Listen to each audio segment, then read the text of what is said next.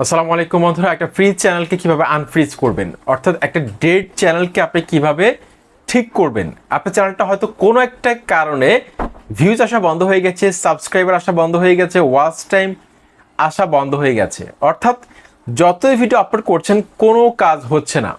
এরকম অবস্থায় সেই চ্যানেলটাকে আবার পুনরায় কিভাবে গ্রো করাবেন, আজকের এই ভিডিওতে সেই টিপস অ্যান্ড ট্রিক্স নিয়ে কথা বলবো। আশা করছি সম্পূর্ণ ভিডিওটি না টেনে স্কিপ না করে কন্টিনিউ দেখবেন, অনেক কিছু শিখতে পারবেন। বন্ধুরা, প্রায় সময় বেশ কিছু কারণে আপনার চ্যানেলটা ডেড হয়ে যেতে পারে বা ফ্রিজ হয়ে যেতে পারে। যেমন ধরুন, ফ্রিজের মধ্যে আপনি একটা ডিপ ফ্রিজের মধ্যে একটা বোতল রাখলেন, আপনি পানির বোতল, তো সেটা কিন্তু কয়েক ঘন্টা পর একদম জমে যাবে। তো সেই জমে যাওয়া বরফটা কিন্তু আপনাকে গলাতে হবে। তেমনিভাবে আপনার চ্যানেলটা যখন ফ্রিজ হয়ে যাবে, সেই ফ্রিজ চ্যানেলটাকে আপনাকে আনফ্রিজ করে ঠিক করতে হবে।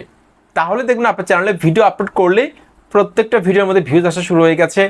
প্রত্যেকটা ভিডিওর মধ্যে আপনি ভালো একটা ভিউজ কিন্তু আপনি দেখতে পাবেন। বন্ধুরা, সম্পূর্ণ ভিডিওটি দেখবেন, সাথে রয়েছে জিএন মোশে। চ্যানেলটিকে সাবস্ক্রাইব করে দিন, আর যারা সাবস্ক্রাইব করেছেন থ্যাংক ইউ সো মাচ। প্রথমত আমরা জানবো কি কি কারণে একটা চ্যানেল ফ্রিজ হয়ে যায়, তাহলে কিন্তু আমরা খুব সহজে বুঝতে পারবো যে আসলে আমাদের চ্যানেলের সাথে কি হয়েছিল। এক নাম্বার যে কারণটা, সেটা হচ্ছে আপনি যদি কোনো কারণে আপনার চ্যানেলের ক্যাটাগরি হঠাৎ করে চেঞ্জ করেন। যেমন ধরুন, আপনি এতদিন ব্লগ ভিডিও নিয়ে কাজ করতেন বা আদার্স যে কোনো একটা ক্যাটাগরি নিয়ে আপনি কাজ করতেন, এখন হঠাৎ করে আপনার মন চাইলো যে আপনি টেক ভিডিও বানাবেন, বা হঠাৎ করে আপনার মন চাইলো আপনি মোটিভেশন ভিডিও বানাবেন, বা যে কোনো একটা ক্যাটাগরি আপনি চেঞ্জ করলেন। নিশ্চিত থাকতে পারেন আপনার চ্যানেলটার মধ্যে ভিউজ ডাউন প্রবলেমটা দেখা দিবে, এমনকি ইমপ্রেশন একদম কমে যাবে। ইউটিউবের মধ্যে যারা এই কাজটা করে প্রত্যেকের মোটামুটি ভালো একটা অভিজ্ঞতা হবে যে ক্যাটাগরি চেঞ্জ করলে চ্যানেলের মধ্যে কিন্তু আর আগের মতো ভিউজটা কিন্তু আর বাড়ে না, চ্যানেলটা একদম ডাউন হয়ে যায়, ইমপ্রেশন ডাউন হয়ে যায়। কারণ আপনার চ্যানেলটা যেই ক্যাটাগরিতে র্যাঙ্ক করেছিল সেই ক্যাটাগরিতে যদি আপনি ভিডিও না বানান, সেক্ষেত্রে আপনার চ্যানেলটা এমনিতে ডাউন হবে।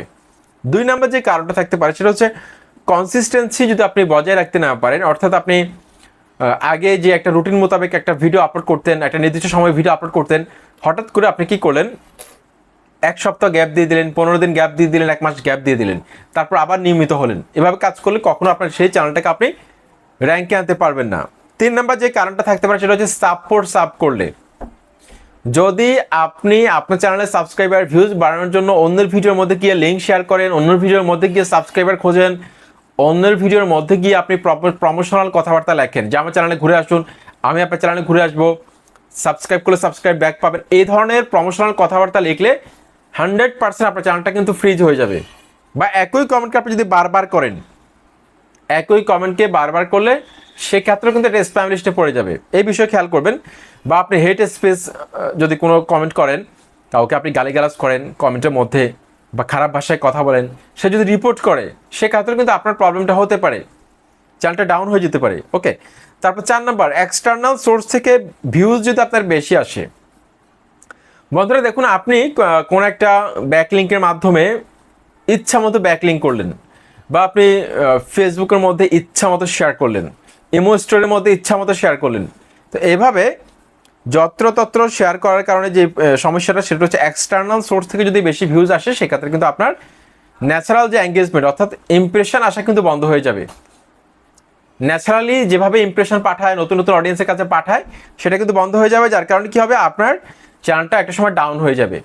সেজন্য এই বিষয়টা একটু খেয়াল করবেন। ইমো স্টোরির মধ্যে আপনি ভিডিওকে শেয়ার করলেন, সেক্ষেত্রে হয়তো মানুষ ক্লিক করতে পারে, ক্লিক করলে দেখা যাচ্ছে যে কয়েক সেকেন্ড দেখে বের হয়ে চলে আসলো, আপনার ওয়াচ টাইম কমে যাবে।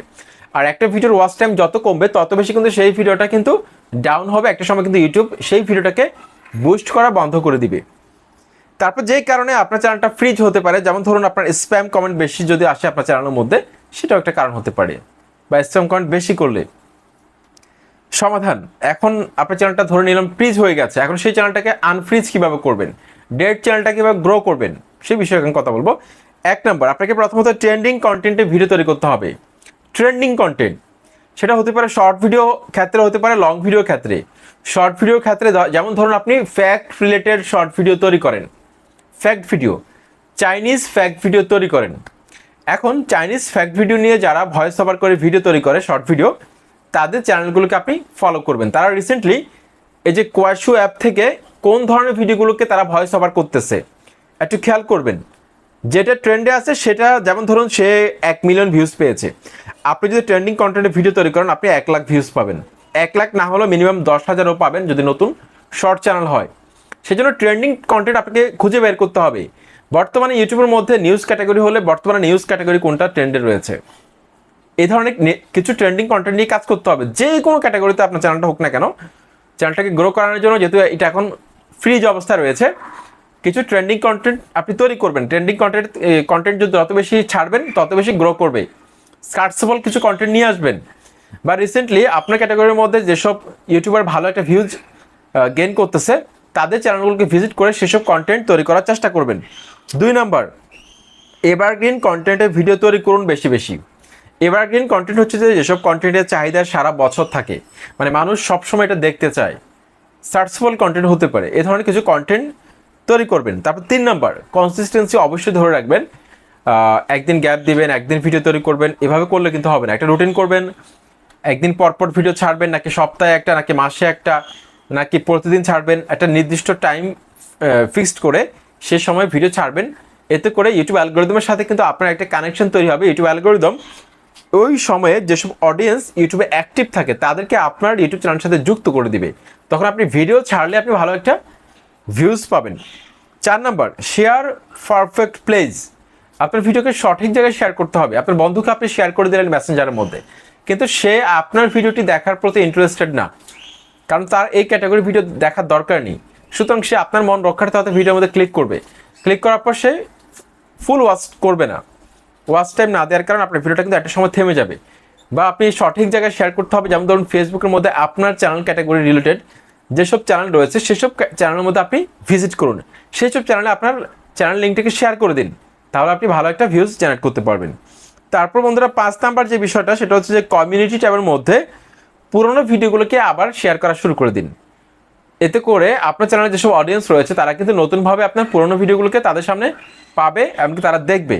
এভাবে কিন্তু আপনার চ্যানেলে পুরোনো ভিডিওগুলোকে আবার নতুনভাবে ভিউজ আনতে পারবেন।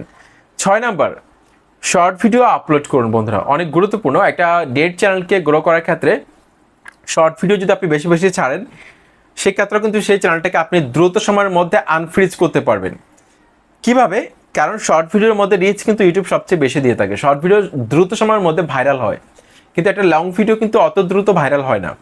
সেক্ষেত্রে আপনি যদি চ্যানেলের মধ্যে প্রতিদিন 2টা-3টা করে শর্ট ভিডিও ছাড়েন, সেই ফ্রিজ চ্যানেলটা একটা সময় কিন্তু আনফ্রিজ হয়ে যাবে, গ্রো করবে। আশা করছি আজকের এই ভিডিওটি আপনার কাছে অনেক ভালো লেগেছে।